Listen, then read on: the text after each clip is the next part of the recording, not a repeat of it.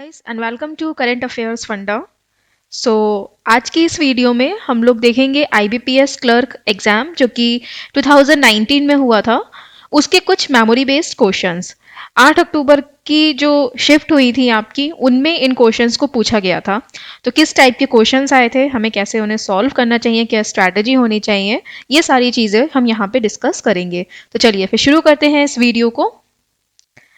आज हम डिस्कस क्या क्या करने वाले हैं यहाँ पे। तो एक क्वेश्चन में यहाँ पे कवर करूंगी स्क्वायर बेस्ड सिटिंग अरेंजमेंट।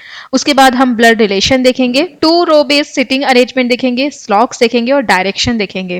देखिए एक चीज मैं आपको बता देती हूँ, जो आईबीपीएस क्लर्क का पेपर होता है वो बहुत ज्यादा आपका टफ नहीं आता है, ठीक है ना। उसका लेवल जो होता है वो काफी लो होता है, या फिर आप लो से थोड़ा सा आप ऊपर मान सकते हैं। तो जब भी पेपर इजी आता है ना, तब आपके लिए क्या जरूरी होता है कि आप अच्छा स्कोर करो, ठीक है ना। और स्कोर आप कैसे कर सकते हो, जब आप जो एक सही स्ट्रैटेजी है उसको फॉलो करते हो। तो ठीक है, तो यहाँ पर जो रीजनिंग है वो बहुत ही इजी लेवल आती है, तो आप इजिली रीजनिंग में 35 में से 32-33 अटैम्प्ट बहुत आराम से कर सकते हैं, ठीक है। तो यहाँ पर मैं आपको बताना चाहूंगी कि जो ऑलिव बोर्ड है वो आपका आईबीपीएस क्लर्क लेवल के बेस्ड पर जो आपको फ्री मॉक है वो प्रोवाइड करवा रहा है, जिसका यहाँ पर मैं आपको स्क्रीनशॉट दिखा देती हूँ एक। ठीक है ना, ये है आईबीपीएस क्लर्क प्रीलिम्स 1, ये फ्री है, तो इसको आप जाकर अटेम्प्ट कर सकते हैं। अभी आप इसको अटेम्प्ट कर लीजिए, उसके बाद इसका जो पूरा वीडियो सॉल्यूशन है ये मैं आपको खुद प्रोवाइड करवाऊंगी, ठीक है ना, आपके एग्जाम से पहले, ताकि आप लोगों को कोई भी प्रॉब्लम हो तो वो आपकी वहां पे शॉर्ट आउट हो जाए। ओके, तो इसका जो लिंक है वो आपको डिस्क्रिप्शन बॉक्स में मिल जाएगा, वहां से जाकर आप लोग इस मॉक को अटेम्प्ट कर सकते हैं। और अपना जो स्कोर है उसको भी मेंशन करिएगा, ताकि मैं देख पाऊँ कि एवरेज आप कितना स्कोर कर पा रहे हैं। यहाँ पर अब मैं रीजनिंग के सेक्शन के स्कोर की बात कर रही हूँ, ठीक। सो गाइस पहला क्वेश्चन ये है, इसमें क्या है, हमारा स्क्वायर अरेंजमेंट है, ठीक है। एक चीज मैं आपको बताना चाहूंगी, चाहे कोई भी प्री हो, किसी भी लेवल का, चाहे पीओ हो चाहे क्लैरिकल हो, हमेशा से आप एक से ज्यादा डायग्राम बनाकर चले, ठीक। तो उसमें क्या होता है ना, कि जब भी आप एक से ज्यादा डायग्राम बनाते हो तो जितनी भी पॉसिबिलिटी बन रही होती है उसको आप हाथ के हाथ बनाते जाते हो। अगर आप एक बार में एक पॉसिबिलिटी लोगे, उसको बनाकर देखोगे कि आपका जो क्वेश्चन है वो सॉल्व हो रहा है या नहीं, फिर आप सेकेंड पॉसिबिलिटी बनाकर देखोगे तो उसमें बहुत टाइम वेस्ट होता है। सो बेटर है कि आप 2-3 डायग्राम बना लें एक बार में ही, और जितनी पॉसिबिलिटीज बढ़ती जाए आप उतनी पॉसिबिलिटी को साथ में लेते जाएं, और एंड में आपकी बाकी जो एलिमिनेट है वो होती रहेंगी। काफी लोगों को ये जो मेथड है वो ये बोलते हैं कि ये मेथड बहुत लंबा होता है, इससे क्वेश्चन बहुत देर में सॉल्व होता है। नहीं, एक्चुअली यही मेथड होता है, आपको स्पीड जो होती है वो बढ़ानी होती है, ठीक है ना। ये आपकी जो स्पीड है उसको चेक करता है, ठीक। तो मेथड सही यही है कि जो भी पॉसिबिलिटीज हैं आप लगातार बनाते जाएं, राइट। ठीक है, तो स्टार्ट करते हैं। यहाँ पे लिखा हुआ है FGHJKLMN are sitting at the 4 corners and 4 sides of a square. ठीक है, यहाँ पर आपका साइड्स की जगह पे आपका जो मिडल है, ठीक है ना, मिडल ऑफ अ स्क्वायर, ये भी लिखा हुआ आ सकता है, ठीक। तो यहाँ पर आपके जो 8 पर्सन है वो कैसे बैठेंगे, 4 लोग कॉर्नर पर बैठेंगे और 4 जैसे कैसे बैठेंगे, आपका मिडल साइड में बैठेंगे, है ना। Person sitting at the middle were facing outside and person sitting at the corner were facing inside. तो यहाँ पर आपके जितने भी पर्सन मिडिल में बैठेंगे या फिर साइड में बैठेंगे वो आउटसाइड देख रहे हैं, और जितने भी पर्सन आपके कॉर्नर में बैठेंगे वो इनसाइड देख रहे हैं, ठीक है। तो आप इसको बना सकते हो,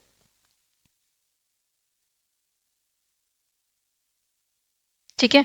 अच्छा, मैं इसको हटाती हूँ और एक चीज बताती हूँ कि पेपर में मैं कैसे बनाती हूँ। देखो यहाँ पर पढ़ाने के लिए मैं आपको ऐसे बता सकती हूँ कि आप इस तरीके से बनाएं, ठीक है ना। मैं थोड़ा सजा के आपको दिखा सकती हूँ क्योंकि मेरे पास सफिशिएंट टाइम है, आपके पास इतना टाइम नहीं होता है। तो मैं आपको सजेस्ट करूंगी कि ये एरो वेरो बनाने की जगह, जब आपको पता है कि पर्सन इनसाइड देख रहा है, तो आप जो 4 लाइनें हैं वो अंदर की ओर खींचे, और जो बाहर वाली हैं वो बाहर की ओर करें, ठीक है, बस। क्योंकि आपको खुद को दिखाना है, किसी अदर पर्सन को नहीं दिखाना है ना, अपनी रफ कॉपी में बनाना है।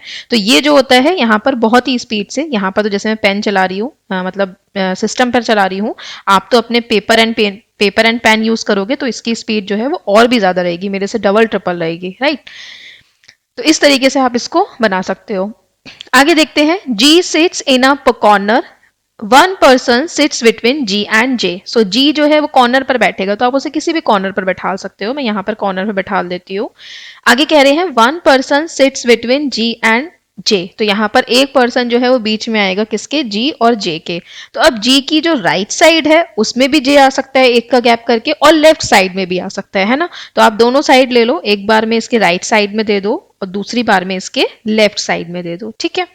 देन नाइदर जी नॉर जे सिट नियर एच, ना ही जी ना ही जे आपका एच के आसपास बैठे हैं, राइट। तो अब जे जो है, जे और जी जो है वो एच के आसपास नहीं बैठा है, तो एच कहाँ आ सकता है, या तो यहाँ आएगा या फिर यहाँ आएगा या फिर यहाँ आएगा in first diagram. And in second diagram आपका जो एच है वो यहाँ पर आएगा, यहाँ पर आएगा या फिर यहाँ पर आएगा, ठीक। आगे कह रहे हैं 3 person sits between H and N, H और एन के बीच में 3 पर्सन होते हैं। देखो अब बहुत लोग काउंट करेंगे कि यहाँ पर एच है तो 3 पर्सन का गैप करके एन आ रहा है या नहीं आ रहा है। यहाँ पर आपको काउंट नहीं करना होता है, यहाँ पर आपको थोड़ा सा दिमाग लगाना होता है। देखो हमेशा से ध्यान रखना, जब भी 8 पर्सन चाहे सर्कल में बैठे चाहे स्क्वायर में बैठे, ठीक, सिर्फ दो में, मैं यहाँ पे रेक्टेंगल या फिर ट्राइंगल की बात नहीं कर रही हूँ, सर्कल एंड स्क्वायर की बात कर रही हूँ, ठीक है। क्योंकि रेक्टेंगल में और ट्राइंगल में जो सिटिंग अरेंजमेंट होता है वो अलग हो जाता है, ठीक। अगर आपका सर्कल में और स्क्वायर में भी कैसे, जब आपके चारों पर्सन मिडिल में और 4 पर्सन कॉर्नर में बैठे हो। तो अगर ये आपके डायग्राम चलते हैं तो इसमें जब भी इस टाइप का स्टेटमेंट आता है कि 3 पर्सन जो है वो एच और एन के बीच में बैठे हैं, उसका मतलब ये होता है कि दोनों एक दूसरे के अपोजिट बैठे हैं, ठीक है। तो यहां पर आपको इतना काउंट करने की जरूरत नहीं है 1 2 3 करके, आपको बस सीधा सीधा ये देखना है कि कहां पर एच और एन को मैं एक दूसरे के अपोजिट बैठा सकती हूँ, ठीक। तो यहां पर आप देखोगे कि एच यहां पर आ सकता है क्या, नहीं, क्योंकि उसके अपोजिट एन नहीं आ सकता। यहां पर एच आ सकता है क्या, बिल्कुल, क्योंकि इसके अपोजिट एन आ सकता है। यहां पर एच आ सकता है क्या, नहीं, क्योंकि इसके अपोजिट एन नहीं आ सकता। तो बेसिकली आपकी 2 पॉसिबिलिटी कट हो जाएंगी और यहां पर आपका एच जो है वो फिक्स हो जाएगा, राइट। ऐसे आप सेकंड डायग्राम में देखोगे तो H यहां से हट जाएगा, यहां से हट जाएगा, ठीक है। H कहां पर आ जाएगा, यहां आ जाएगा और इसके सामने N आ जाएगा, है ना। राइट। देन फिर आगे कह रहे हैं L is second to the right of M, L जो है वो M के सेकेंड टू द राइट है ना। तो इसको अभी हम छोड़ते हैं और नेक्स्ट वाली लाइन ले लेते हैं। अब देखो इसको आपको लिखने की जरूरत भी नहीं है, क्यों, क्योंकि क्वेश्चन खत्म है। अगर आप इस लाइन को पहले ले लेते हो तो इसको फिक्स करने के बाद फिर आप ये वाली ले सकते हो, ठीक है। अच्छा, इस लाइन को मैं पहले क्यों ले रही हूँ, इसलिए क्योंकि यहाँ पर दिया हुआ है कि K is immediate right of G, K जो है वो इमीडिएट राइट है G के। तो हम लोग यहाँ पे क्या कर सकते हैं, G हमारा पहले से फिक्स है तो हम K को तुरंत फिक्स कर सकते हैं।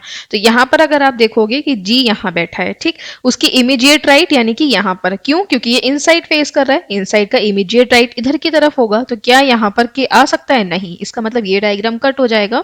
इसमें हमारा करेक्ट आंसर आएगा तो K आ जाएगा यहाँ पे। और L is second to the right of M, L जो है वो सेकेंड टू द राइट है M की। तो सीधी सी बात है, देखो अगर M यहाँ पर आता है तो सेकेंड टू द राइट में L यहाँ नहीं आ सकता, M यहाँ आता है तो सेकेंड टू द राइट में L यहाँ नहीं आ सकता। इसका मतलब M जो है वो यहाँ पर आएगा, L यहाँ पर आएगा, बचा हुआ F यहाँ आएगा, ठीक है। तो ये होगा इसका सॉल्यूशन, ठीक। तो मैंने आपको यहाँ पर 5 मिनट में इस क्वेश्चन को एक्सप्लेन करा है, तो आप समझ सकते हैं कि आप इसको 1.5 से 2 मिनट में इस क्वेश्चन को सॉल्व कर सकते हैं, ठीक। एक आध एमसीक्यू देख लेते हैं कि who sits third to the right of K, third to the right में कौन है के। तो यहाँ पर देखो बहुत ध्यान रखना होता है कि पर्सन कहाँ पर इनसाइड देख रहे हैं, कहाँ आउटसाइड देख रहे हैं। तो के थर्ड टू द राइट में कौन है, 1 2 एंड 3, जे है option number 1। Then who sits opposite to N, N के अपोजिट कौन है, एन के अपोजिट है H, so option number 1। Who sits fifth to the left of K के फिफ्थ टू द लेफ्ट में कौन है, 1 2 3 4 and 5, J option number 1। Who sits third to the left of the person who sits immediate left of H, यानी कि H के जो immediate left में है यानी कि L, L के third to the left में कौन है, यानी कि 1 2 and 3 मतलब K, ऑप्शन नंबर 1। ओके, सबका 1 ही आंसर हो गया है, कोई बात नहीं। नेक्स्ट देखते हैं, ब्लड रिलेशन देखते हैं। देखो ब्लड रिलेशन बहुत ध्यान से करना होता है। काफी जो लोग हैं मैंने देखा है हमेशा से कि जो ब्लड रिलेशन वाला क्वेश्चन होता है उसी में फंसते हैं, ठीक है। मतलब उनको याद नहीं रहता, या फिर सॉरी याद नहीं रहता नहीं, एक्चुअली उनको जो चीज़ें होती हैं वो थोड़ी सी माइंड से निकल जाती है और वो पॉसिबिलिटीज जो हैं वो ज़्यादा नहीं ले पाते हैं, ठीक। या फिर कई बार क्या होता है जो क्वेश्चन है वो थोड़ा सा दूर का रिलेशन का दे दिया जाता है और उनकी जो माइंड होता है वो इस तरीके से सेट होता है कि इतना दूर का रिलेशन नहीं बनता है। क्योंकि लास्ट टाइम भी ऐसा हुआ था, एक पेपर मैंने दिया था, आई थिंक पीओ का था या एसबीआई पीओ का था, मुझे थोड़ा सा ध्यान नहीं है। तो उसमें क्या था, थोड़ा सा रिलेशन, शायद कोई मेंस था, रिलेशन जो था वो थोड़ा दूर का दे दिया था, लेकिन उसको लोग इतना सोच नहीं पा रहे थे और वो ये कह रहे थे कि क्वेश्चन जो है वो गलत था। क्वेश्चन गलत नहीं था, राइट। ठीक है, तो इसको देखते हैं क्वेश्चन यहाँ पे। ये वाला तो काफी इजी है। A is the only child of D who is married to F. So A is the only child of D. So A जो है वो ओनली चाइल्ड है किसका, डी का। और डी के बारे में कह रहे हैं D who is married to F. D जो है वो मैरिड है किससे, एफ से। ठीक है। J is the father of F and G is the only daughter of J. So J जो है वो फादर है किसका, एफ का। ठीक है। और G is the only daughter of J. G जो है वो ओनली डॉटर है किसकी, जे की। ओनली डॉटर है यानी कि एफ की ये सिस्टर होगी। और ओनली डॉटर का मतलब कि आपका जो एफ है वो क्या होगा, सन होगा। ठीक, किसका, जे का। क्योंकि ओनली डॉटर है यानी कि उसका जो दूसरे चाइल्ड होंगे वो सब क्या होंगे, उसके सन होंगे। Then Y is the son in law of J. Y जो है वो सन इन लॉ है किसका, जे का। सन इन लॉ मतलब इसकी जो डॉटर है इसका कौन होगा, ये हस्बैंड होगा। ठीक। डी जो है वो कौन होगी, वो फीमेल होगी। क्यों, क्योंकि वो एफ की वाइफ होगी। अब जे जो है वो कौन है, जे यहाँ पर फादर है। ठीक, तो जे यहाँ पर क्या है, फादर है, तो इसमें हम फादर दिखा देंगे। ठीक। अब यहाँ पर जे की कोई अभी वाइफ वगैरह दिखाई नहीं गई है, ठीक है, तो हम इसको ऐसे ही छोड़ देंगे। ओके, इसको थोड़ा ठीक कर लीजिएगा आप। देन क्वेश्चन में दिया है how is J is related to A. J जो है वो ए से कैसे रिलेटेड है, तो जे जो है वो ए से कैसे रिलेटेड है, तो यहाँ पर जे जो है वो ए का कौन लगता है, ग्रांड फादर। ठीक, तो यहाँ पर ऑप्शन में देखो mother in law, father C and D है, तो आंसर क्या होगा, नन ऑफ दीज।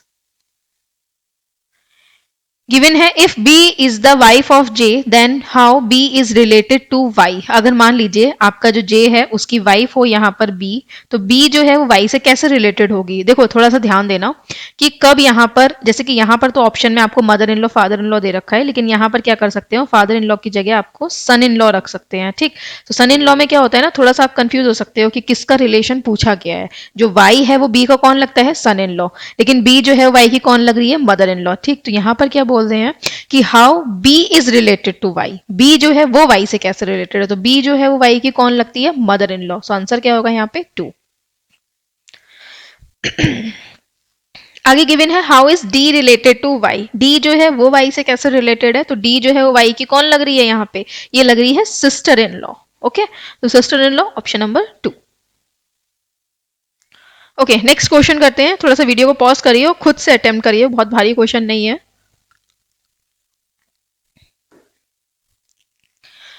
ठीक है, मैं यहाँ पर आपको थोड़े से इंस्ट्रक्शंस पढ़ा देती हूँ, उसके बाद हम लोग नेक्स्ट स्लाइड से क्वेश्चन को सॉल्व करेंगे। गिवन है 12 persons are sitting in 2 parallel rows containing 6 persons in each row. तो यहाँ पर आपके जो 12 पर्सन है वो 2 रोज में बैठे हैं जिसमें आपका 6 पर्सन ईच रो में है। In row 1 B C D E F G are sitting and all of them are facing north. ठीक है, तो फर्स्ट आपकी रो होगी उसमें आपका B C D E F और जी आएंगे जो कि सब नॉर्थ देख रहे हैं।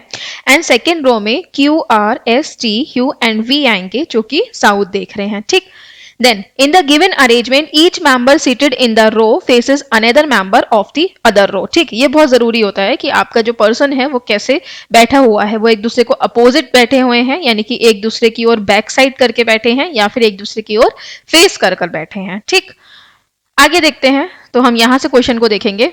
अच्छा, मैं एक चीज बताना चाहूंगी, जब भी इस टाइप का क्वेश्चन आता है ना, उसमें एक लाइन आती है, वो लाइन होती है ये वाली। ठीक, इससे जो क्वेश्चन है ना वो मैंने बहुत गड़बड़ होता हुआ देखा है।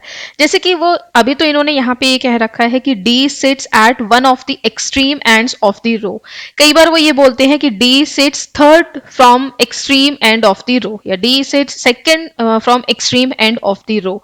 तो वहां पर बहुत सारे ज्यादा चांसेस क्या होते हैं कि हम सेकंड या थर्ड जो वर्ड होता है ना उसको मिस कर देते हैं और पर्सन को एंड पर बैठाने लगते हैं। ठीक, ये बहुत ज्यादा चांसेस होते हैं। क्यों, क्योंकि हमें वहां क्या होता है ना, जल्दीबाजी होती है तो हम उसको मिस कर देते हैं। और हमेशा से अगर आप नोटिस करेंगे तो ये वाली जो लाइन होती है ना, ये वाली, ये आपको कभी भी स्टार्टिंग या एंड में नहीं दी होगी, हमेशा बीच में दी होगी ताकि आपका वो वर्ड मिस हो, मतलब मैंने इस चीज को कई बार नोटिस करा है। ठीक, तो इस चीज पर मैं आपको थोड़ा सा बताना चाहूंगी कि जब भी ऐसी लाइन आए तो आप उसको बहुत ध्यान से पढ़ें और उसका बहुत ही अच्छे से यूज करें, क्योंकि ये जो छोटी छोटी चीज है ना, ये आप तब पकड़ सकते हैं जब आपने काफी सारे प्रीलिम्स दिए हों। राइट, तो मैंने ये चीज लगातार देखी है कि ये वाली जो लाइन होती है वो ज्यादातर बीच में रखते हैं, ताकि जो आपका जो वर्ड होता है वो मिस हो जाए और आप जो है उसको एंड में देखकर बनाते चले जाएं। ठीक है, ठीक है, तो इसके भी हम लोग क्या करेंगे, 1 2 3 4 5 एंड 6, 1 2 3 4 5 एंड 6। ओके, दो पॉसिबिलिटी बनाएंगे। यहाँ पे दिया है D sits at one of the extreme ends of the row. ठीक, तो इससे पहले मैं यहाँ पे ये देख लेती हूँ कि B C D E F G. ठीक, B C D E F G, इसको मैंने नीचे की तरफ इसलिए रखा है ताकि मुझे इसे पता रहे कि नीचे की तरफ रखना है। ठीक है, गिवन है D sits one of the extreme end of the row, तो डी जो है वो एक्सट्रीम एंड पर आएगा, तो एक बार में मैं इसको लेफ्ट साइड में रखूंगी, दूसरी बार में मैं इसको राइट एंड पे रखूंगी। Then two person sit between B and D, दो पर्सन जो है वो बी एंड डी के बीच में है। सो फर्स्ट वाले डायग्राम में मैं 1 एंड 2 का गैप करके बी को यहाँ ले आऊंगी, सेकेंड डायग्राम में 1 एंड 2 का गैप करके मैं बी को यहाँ ले आऊंगी। ठीक है, आगे कह रहे हैं the one who faces B sit second to the left of Q, तो वो पर्सन जो कि बी को फेस कर रहा है या बी के अपोजिट बैठा है, वो person second to the left है, किसके, क्यू के। थोड़ा सा ध्यान रखना कि किस क्या बात कर रहे हैं, वो ये कह रहे हैं कि वो person second to the left है क्यू के, या फिर वो ये भी कह सकते हैं कि आपका जो क्यू है वो सेकंड टू द लेफ्ट बैठा है उस पर्सन के। राइट, तो डिफरेंस बनाकर चलना, और ये डिफरेंस कैसे बनेगा, जब आप थोड़ी सी प्रैक्टिस करेंगे तो आपको क्या होगा कि लाइन पढ़ने के साथ ही समझ आती रहेगी, आपको सोचने का उतना टाइम नहीं लगेगा। तो यहां पर ये कह रहे हैं कि बी को जो पर्सन फेस कर रहा है वो सेकंड टू द लेफ्ट है क्यू के, तो फर्स्ट डायग्राम में आपका क्यू यहां पर आ जाएगा। ठीक, क्यों, क्योंकि यहां पे ये साउथ फेस कर रहा है, साउथ के अकॉर्डिंग आपका जो ये साइड है ये क्यू का लेफ्ट होगा। इस वाले में देखेंगे तो यहां पर आपका क्यू जो है वो इधर आएगा। ठीक, three person sits between Q and S, तीन पर्सन जो है वो बैठे हुए हैं Q और S के बीच में, तो 1 2 3 का गैप करके S यहाँ पर, 1 2 3 का गैप करके S यहाँ आ जाएगा। The one who faces S sits to the immediate right of G, तो यहाँ पे ये कह रहे हैं कि वो पर्सन जो कि S के सामने बैठा है वो इमीडिएट राइट है G के, तो G यहाँ पर आ जाएगा, तभी इसके इमीडिएट राइट वाला पर्सन जो है वो S को फेस करेगा। सेम इस कंडीशन में G यहाँ पर आ जाएगा। ठीक है, Then as many people sit to the left of G as to the left of V, तो G के लेफ्ट में उतने ही पर्सन बैठे हैं जितना V के लेफ्ट में बैठेंगे। देखो ये जो क्वेश्चन होता है ना, इसमें क्या करते हैं लोग, काउंट करने लगते हैं, लाइक G के लेफ्ट में कितने बैठे हैं 1 2 3 4, तो हम V के लेफ्ट में 4 बैठा लेंगे 1 2 3 4। यहाँ पे ये नहीं करना होता है, सीधा सा मतलब होता है जब एक पर दो जो रो होती हैं वो एक दूसरे के अपोजिट होती हैं, उसमें अगर आपसे कुछ इस टाइप का क्वेश्चन, इस टाइप का स्टेटमेंट बोला जाए कि ये वाला जो पर्सन है इसके लेफ्ट में उतने पर्सन है जितना सामने वाले पर्सन की लेफ्ट में है, तो उसका मतलब ये होता है कि इसकी पोजीशन और उस वाले पर्सन की जो पोजीशन है वो एंड से सेम होगी। ठीक, इसको मैं बताती हूँ कैसे, मैं क्या कहना चाह रही हूँ, मैं इसको थोड़ा सा एक्सप्लेन करती हूँ आपको। Sorry,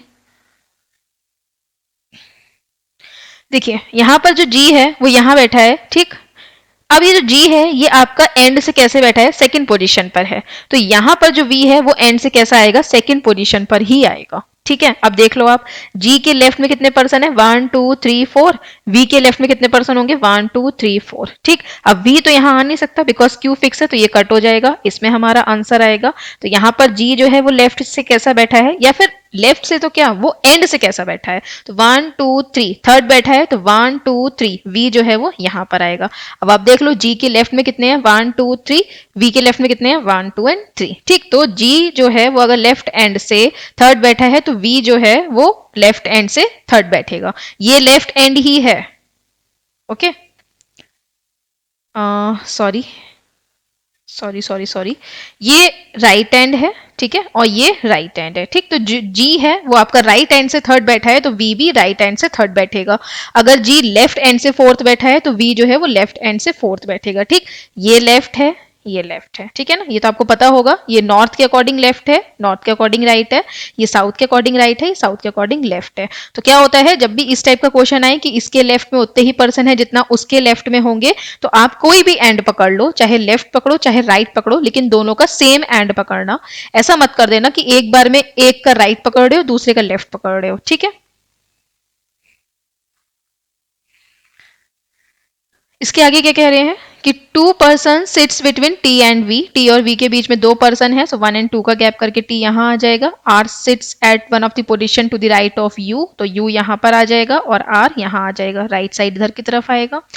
the one who faces you sits third to the right of E, तो वो पर्सन जो कि आपका यू के सामने है थर्ड टू द राइट है ई के, तो 1 1 2 and 3। F sits one of the position to the right of C, F जो है वो राइट में है C के किसी एक पोजीशन पर, तो ये होगा इसका solution. Who sits opposite to G, G के अपोजिट कौन है U, so option number 2 correct answer होगा यहाँ पे। Who sits third to the right of D, D के थर्ड टू द राइट में कौन है। अब देखो यहाँ पर आपको ऑप्शन कैसे मिलेंगे कि थर्ड टू द लेफ्ट वाले ऑप्शन मिलेंगे, ठीक है ना। यहाँ पर वैसे दिया नहीं है लेकिन ऐसा होता है कि आपको जो थर्ड टू द लेफ्ट में बैठा होगा ना उसका ऑप्शन दे देंगे ताकि आप थोड़ा सा कंफ्यूज हो जाए, अपने क्वेश्चन को दोबारा चेक करने लगे। तो ऐसा नहीं है, जब एक बार आपसे क्वेश्चन बन जाता है ना तो इतना कॉन्फिडेंस रखिए कि हाँ मैंने जो बनाया है वो ठीक है, टाइम इतना वेस्ट करने की जरूरत नहीं है। अच्छा डी के राइट में कौन है, कोई भी नहीं है, तो आंसर यहाँ पर नो वन होगा। कभी कभी आपको नो वन ऑप्शन में नहीं देंगे और बी रख देंगे ताकि आपको थोड़ा सा कंफ्यूजन रहे। Find the odd one out, Q and C, then R and B, V G, B U, देखो यही ऑड है, ठीक है ना, एस डी, तो बी यू ऑप्शन नंबर 4। मैं तो बी यू पे आ जाती तो फिर मैं एस डी देखती भी नहीं। वैसे तो मैं क्या करती हूँ, अगर मान लो मुझे बी यू यहाँ पर भी दिख जाता ना, मैं हमेशा से स्टार्टिंग के 3 देखती हूँ, स्टार्टिंग के 3 में ही पकड़ में ज्यादातर आ जाता है, ठीक, या फिर एंड से 3 देखती हूँ तो पकड़ में आ जाता है, ठीक है। स्लॉक्स देखते हैं। All ladders are stairs, so all ladders are stairs, only a few stairs are ways, so only a few, केवल कुछ, ठीक है, वेज है, ठीक है। स्टेयर्स को लेकर है वेज की तरफ, only a few stairs are ways. All way are cycle, so all way are cycle, ठीक। नो साइकिल आर लैडर, कोई भी साइकिल लैडर नहीं है तो हम ये कुछ भी नहीं कह सकते हैं, हम इसका पता नहीं लगा सकते। Then some ladders are cycle, कुछ लैडर जो है वो साइकिल है, तो हमें ये भी पता नहीं चल सकता, ठीक है।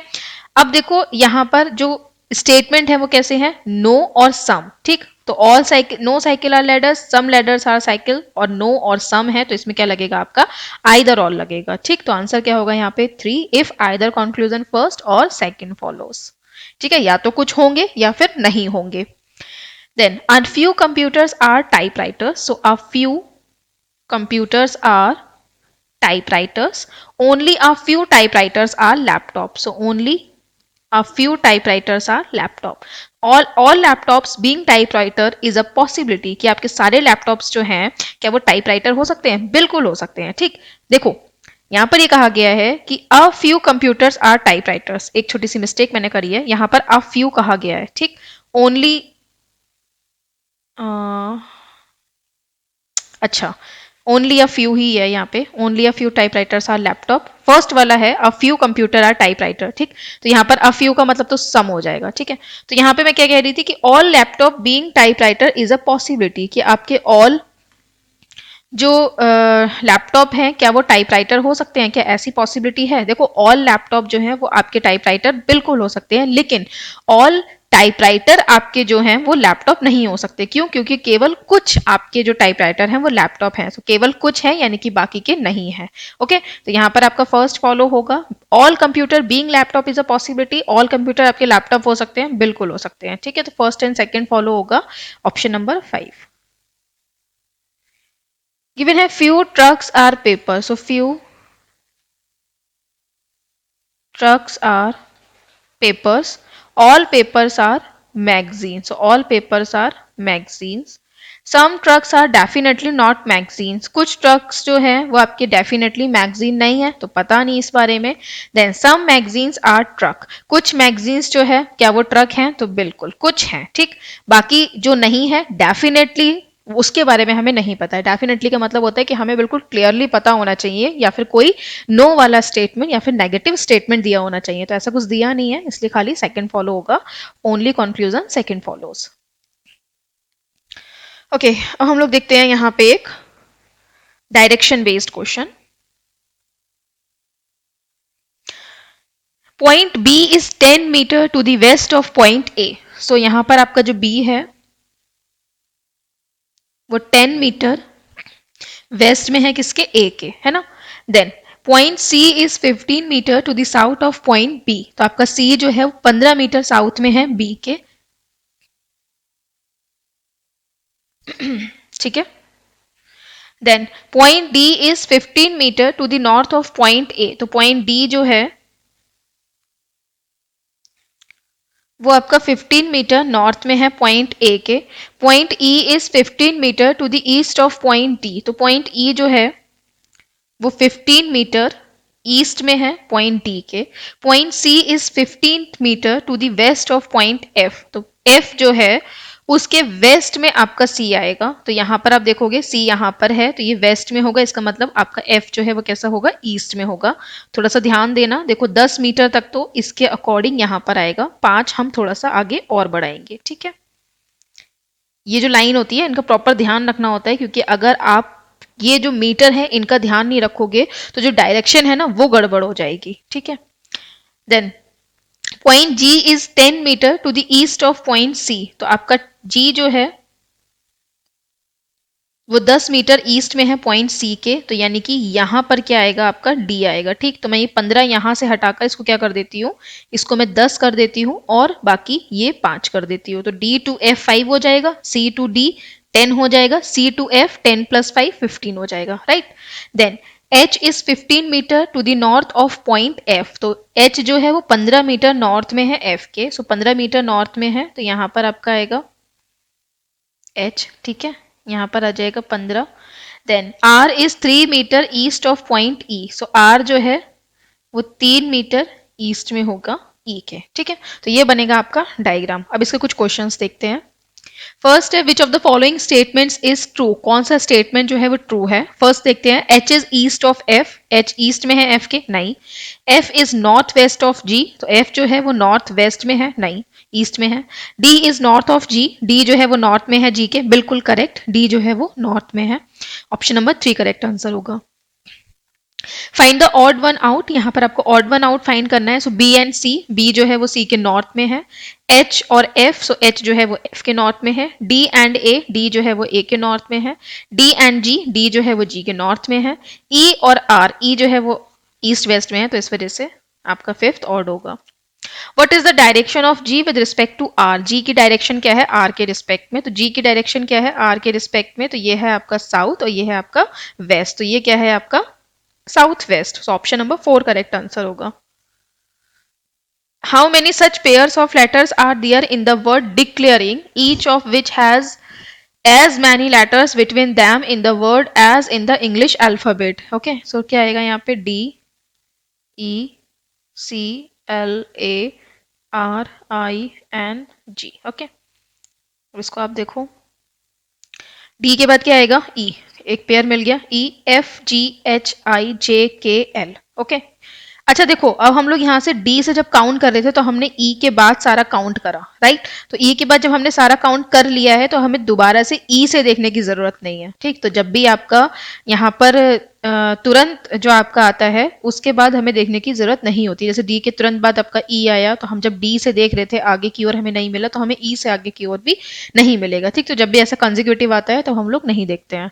सी के बाद क्या आएगा, डी ई, नहीं, C D E F G H I, फिर L, L M N O, L M N O P Q, A के बाद ए बी सी, ठीक, डी ई, ए के बाद B C D E, R S T U V W, R S T U, G H I J K L, M N O, G H I J K, N O P Q R S T U, G H I J K L,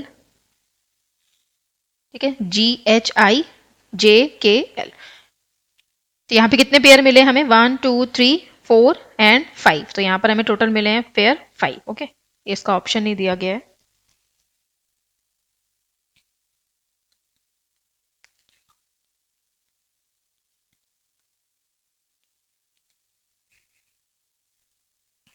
तो channel को subscribe कर लीजिए ताकि आपको regular notification मिले, and यहाँ जाकर आप लोग प्लेलिस्ट में जो अदर वीडियोस हैं उनको भी वॉच कर सकते हैं। साथ ही साथ आप लोग जो बेल आइकन है उसको भी प्रेस कर लीजिए ताकि आपको रेगुलर जो आप वीडियोस अपलोड होंगी उनका नोटिफिकेशन मिलता रहे। Thanks for watching.